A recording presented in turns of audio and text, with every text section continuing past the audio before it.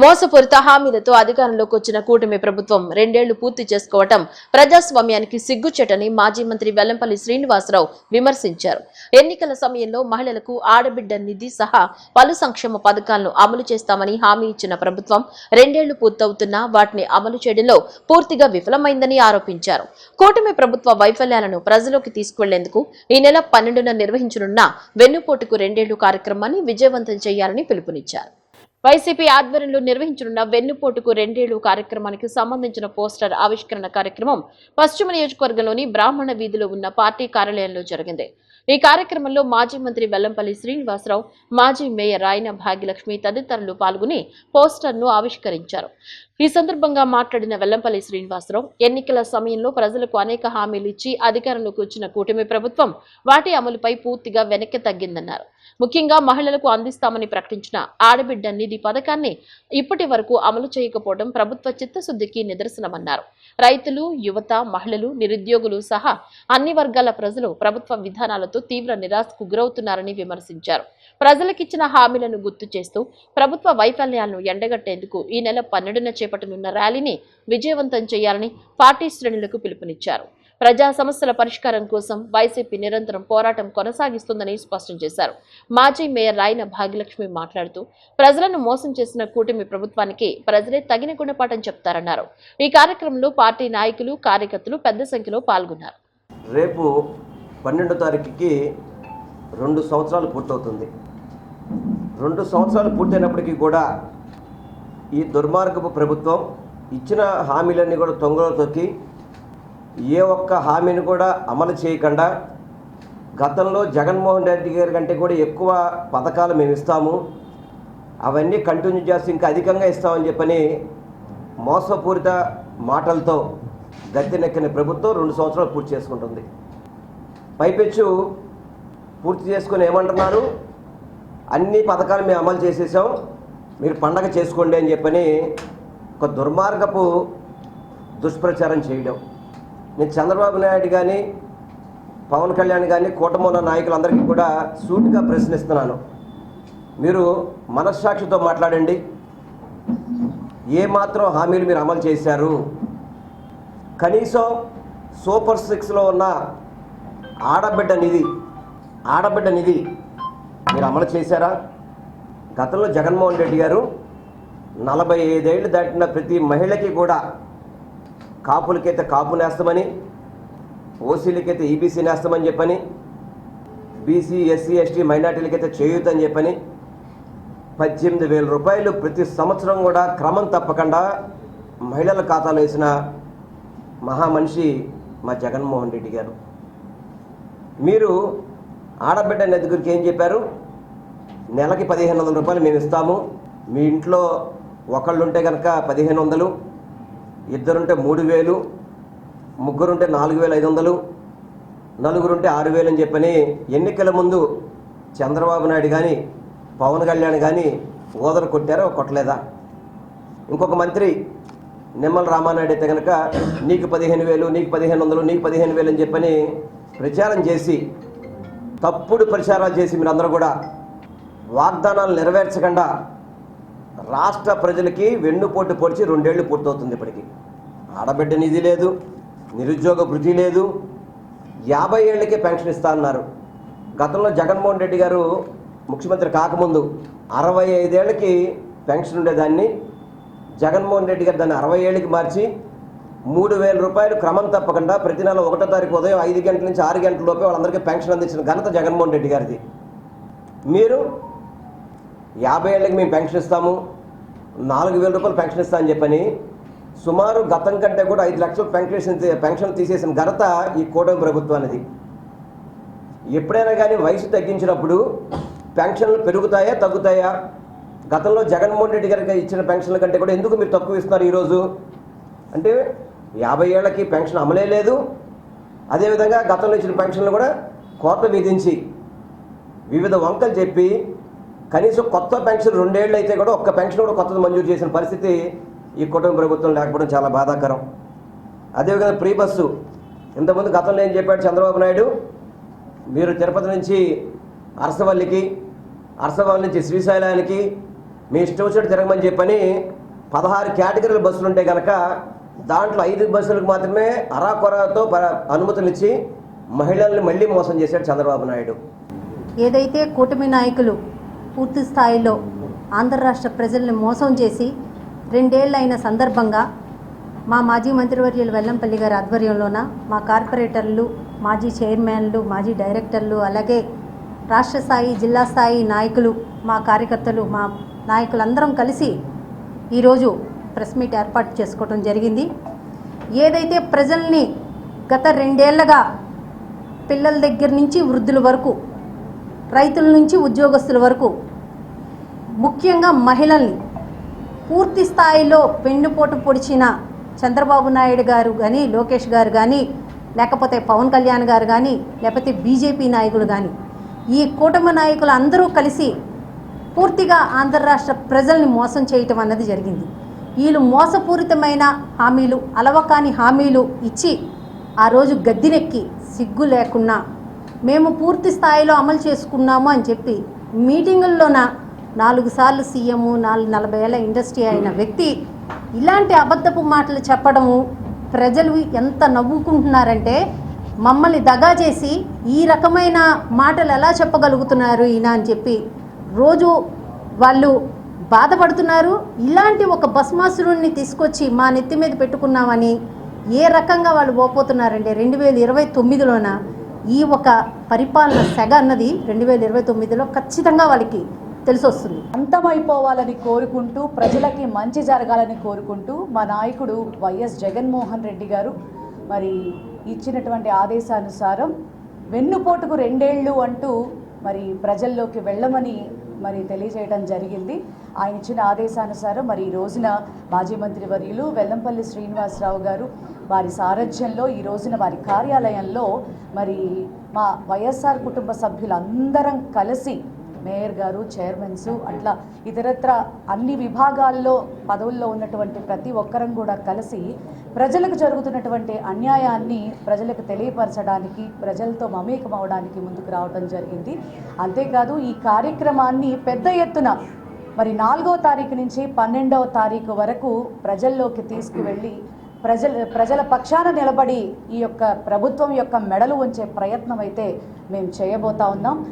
MLA Sujana Chowdary జన్మదిన వేడుకలు ట్రస్టులోని అనాథ బాలల మధ్య జరుపుకోవటం ఎంతో సంతోషంగా ఉందని టీడీపీ సీనియర్ నాయకులు బొమ్మసాని సుబ్బారావు అన్నారు.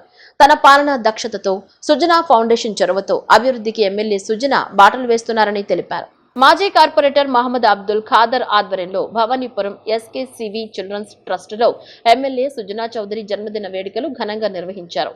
ఈ కార్యక్రమానికి టీడీపీ సీనియర్ నాయకులు బొమ్మసాని సుబ్బారావు, ఎమ్మెల్యే కార్యాలయ కార్యదర్శి ప్రత్తిపాటి శ్రీధర్ కూటమి నేతలతో కలిసి పాల్గొని ట్రస్టులోని బాలల మధ్య కేక్ కట్ చేశారు. చిన్నారులకు స్వీట్లు పంచిపెట్టారు.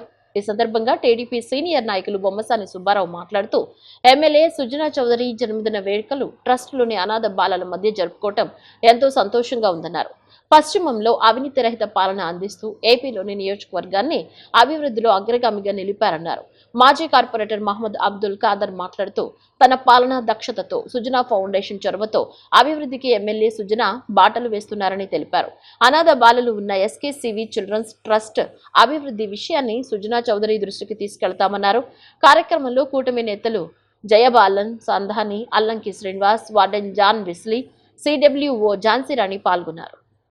మా నాయకుడు సుజనా చౌదరి గారి జన్మదిన సందర్భంగా ఖాదర్ గారు అనాథ పిల్లలైనటువంటి ఎస్కేసివి స్కూల్ ట్రస్ట్ ఆధ్వర్యంలో జరిగేటటువంటి పేద పిల్లల మధ్యలో ఆయన పుట్టినరోజు కార్యక్రమం జరపడం అనేది చాలా గొప్ప కార్యక్రమం. ఎందుకంటే ఆయన ఆలోచన విధానంలో సుజనా చౌదరి గారి మొత్తం కూడా పేదవారికి ఏ రకమైనటువంటి వైద్య సహాయం చేయాలి, విద్యా విషయంలో ఏ రకమైన సహాయం చేయాలి, పిల్లలు చదువుకునేటటువంటి విద్యార్థులకి ప్రోత్సాహం ఏ రకంగా అందించాలనేటటువంటి ఆలోచన చేస్తూ ఉంటారు. ఆయన అమ్మట మేము ఈ గత 2 సంవత్సరాలు తిరుగుతున్నటువంటి సందర్భంలో అనేక సందర్భాల్లో ఆయన ఎల్లప్పుడూ సమాజంలో ఉన్నటువంటి పేదవారి యొక్క పరిస్థితుల గురించే ఆయన తెలుసుకుంటూ ఉంటారు. దానికి ఎప్పటికప్పుడు డిజైన్ మార్పు చేసి వెస్ట్ కాన్స్టిట్యున్సీలో ఎన్నో సేవా కార్యక్రమాలు పబ్లిసిటీ లేకుండా కార్యక్రమాలు చేస్తారు. అందుకనే రాష్ట్రంలో 175 నియోజకవర్గాల్లో ప్రథమ నియోజకవర్గంగా సేవా కార్యక్రమాల్లో కానీ రాజకీయ పరంగా అవినీతి లేనటువంటి పరిపాలన జరగటం కానీ ఎన్డీఏ కార్యాలయానికి వచ్చినటువంటి వెస్ట్ కాన్స్టిట్యున్సీలో ఏ సామాన్యుడికైనా సరే వాళ్ళు తీసుకొచ్చిన అర్జీలకి 98% వాళ్ళు తీసుకొచ్చిన అర్జీలో న్యాయం ఉందనుకునేటటువంటి ఏ సందర్భంలో అయినా సరే ఆ పనులన్నీ కూడా పూర్తి చేయడం జరిగింది. పశ్చిమ నియోజకవర్గ గౌరవ శాసనసభ్యులు పెద్దలు సుజనా చౌదరి గారి 65వ జన్మదినోత్సవం నియోజకవర్గం మొత్తం కూడా దాని నుంచి ప్రతి సెంటర్లో జరిగింది. దానిలో భాగంగానే ఈరోజు మా ప్రాంతంలో ఉన్న ఎస్కేసివి చిల్డ్రన్స్ ట్రస్ట్ అనాథ పిల్లల ఆశ్రమంలో సుజనా చౌదరి గారి అభిప్రాయాలకి ఆయన ఆలోచనలకు అనుగుణంగా ఆయన కూడా ఇలాంటి పిల్లలు ఇలాంటి ప్రాంతాలంటేనే ఇలాంటి ప్లేస్ అంటే ఆయనకు కూడా బాగా ఇష్టంగా ఉంటుంది. అందుకని ఇక్కడే ఆ పిల్లల మధ్యన ఆయన జన్మదిన వేడుకలు ఈరోజు జరుపుకోవటం మా అందరికీ ఎంతో ఆనందదాయకం. ఈ కార్యక్రమానికి పెద్దలు నాకు అత్యంత ఆత్మీయులు సుబ్బారావు పాల్గొనడం, అట్లాగే కార్యాలయ కార్యదర్శి శ్రీధర్ గారు రావటం కూడా చాలా ఆనందాన్ని ఇచ్చింది. అయితే ఈ సందర్భంగా ఈ కాన్స్టిట్యున్సీ ప్రజలకి ముఖ్యంగా సుజనా చౌదరి గారు ఎలక్ట్ అయిన తర్వాత 2 ఏళ్లలో ఈ పశ్చిమ నియోజకవర్గంలో ఒక వినూత్నమైన మార్పులు. అసలు గతంలో ఎన్నికైన శాసనసభ్యులు అసలు ఎక్కడ ఏ చిన్న పనికి కూడా డబ్బే ప్రధానంగా పనిచేసిన శాసనసభ్యులకి మంత్రులకు భిన్నంగా వీరు ఇక్కడ అవినీతి రహిత పరిపాలన, నో చందా నో దందా పేరుతో ఈ 2 ఏళ్లలో వారు చేసిన సేవలు రాష్ట్రం మొత్తంగా గుర్తింపు పొంది ఆంధ్ర రాష్ట్ర ప్రజలను మోసపూరిత హామీలతో వెన్నుపోటు పొడిచి 2 ఏళ్లు పూర్తయిన సందర్భంగా వెన్నుపోటుకు 2 ఏళ్లు పేరిట రాష్ట్ర వ్యాప్తంగా నిరసనలకు మాజీ సీఎం వైఎస్ జగన్మోహన్ రెడ్డి పిలుపునిచ్చిన సంగతి తెలిసిందే. ఈ సందర్భంగా మాజీ మంత్రి మైలవరం నియోజకవర్గ సమన్వయకర్త జోగి రమేష్ ఆదేశాల మేరకు నియోజకవర్గ నాయకుల పోస్టర్ బుక్లెట్స్ ను విడుదల చేశారు. ఈ సందర్భంగా వారు కూటమి ప్రభుత్వానికి వ్యతిరేకంగా నినాదాలు చేశారు.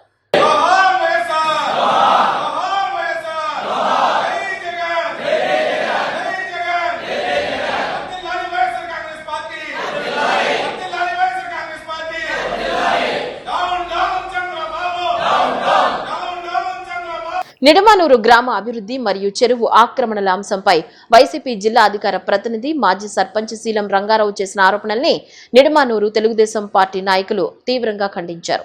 ఎమ్మెల్యేగా యార్లగడ్డ అధికారంలోకి వచ్చిన తర్వాతే నిడమానూరు గ్రామం అభివృద్ధి చెందిందని, రంగారావు సర్పంచ్గా ఉన్నప్పుడు కనీసం వీధి దీపాలు కూడా ఏర్పాటు చేయలేదని విమర్శించారు. తేలప్రోలులో సమావేశాలు పెట్టడం కాదని, దమ్ముంటే బహిరంగ చర్చకు రావాలని సందర్భంగా సవాల్ చేశారు. నిడమానూరు గ్రామ టీడీపీ అధ్యక్షులు బండి వెంకట్రావు నాని, తెలుగు యువత నాయకులు cluster incharge Adusumilli Naveen, PACS chairman Kanuru Yugandhar, ఇతర నాయకులు మాట్లాడుతూ రంగారావు వ్యాఖ్యలను తిప్పికొట్టారు. గ్రామం మొదట్లో ఉన్న అలంకార బేకరీ అక్రమమని రంగారావు చేసిన ఆరోపణల్ని బండి నాని తోసిపుచ్చారు. అది బండి పున్నయ్యకు చెందిన సొంత స్థలమని, అందులోనే చట్టబద్ధంగా లీజుకు తీసుకుని నిర్మాణం చేపట్టారని తెలిపారు. బాపిరాజు చెరువు విషయంలో రంగారావు ద్వంద్వ వైఖరిని అవలంబిస్తున్నారని విమర్శించారు. గతంలో సర్పంచ్గా ఉన్న సమయంలోనే చెరువు ఆక్రమణలకు గురైందని, అప్పుడు ఏమీ చేయని రంగారావు ఇప్పుడు దాతల సాయంతో చెరువును అభివృద్ధి చేస్తుంటే అడ్డుపడుతున్నారని మండిపడ్డారు. గ్రామంలో డ్రైనేజీ నిర్మాణాన్ని కేవలం ఒక వర్గం కోసమే చేశారని చేస్తున్న ఆరోపణల్ని నాని ఖండించారు. 8 ఏళ్లుగా పెండింగ్ లో ఉన్న ఆ డ్రైనేజీని తాము కేవలం 4 రోజుల్లోనే పూర్తి చేస్తామని తెలిపారు. సర్పంచ్గా ఉన్న సమయంలోనే ఆ డ్రైనేజీ పనులను ప్రారంభించి సొంతంగా బిల్లులు కూడా చేయించుకున్న రంగారావు ఇప్పుడు దాన్ని రాజకీయంగా వాడుకోవడం సిగ్గుచేటని విమర్శించారు. ఎమ్మెల్యేగా యార్లగడ్డ అధికారంలోకి వచ్చిన తర్వాతే నిడమానూరు గ్రామం అభివృద్ధి చెందిందని, తేలప్రోలులో సమావేశాలు పెట్టడం కాదని, దమ్ముంటే బహిరంగ చర్చకు రావాలని బండి వెంకట్రావు నాని నవీన్ సవాల్ చేశారు. ఆయన ఊరు మొదట్లో ఉన్నటువంటి అలంకార్ బేకరీ గురించి మాట్లాడాడు. అలంకార్ బేకరీ అది బండి పుండ్రయ్య గారు అని చెప్పి వాళ్ళది ఓన్ స్థలం, అది 3 సెంట్లు 3.5 సెంట్ల స్థలం. అది దానిలో అది ఈ అలంకార బేకరీ వాళ్ళు దాన్ని రెంట్కి తీసుకుని ఇయర్లీ రెంట్కి తీసుకుని దానిలో కన్స్ట్రక్షన్ ఆ 3.5 సెంట్లోనే కన్స్ట్రక్షన్ చేశారు. ఆ సరౌండింగ్స్ అంతా బాగు చేశారు. యాక్చువల్గా దానివల్ల మా ఊరు ఎంట్రన్స్లో అట్మాస్ఫియర్ అంతా మారిపోయి అది చాలా అందంగా ఉంది. వచ్చి దాన్ని ఏదో ఆక్రమించేశారు, రోడ్డు స్థలాలు ఆర్ఎంబీ స్థలం ఇదంతా ఆక్రమించేసి కట్టారని చెప్పి ఆయన అభాండం వేశాడు.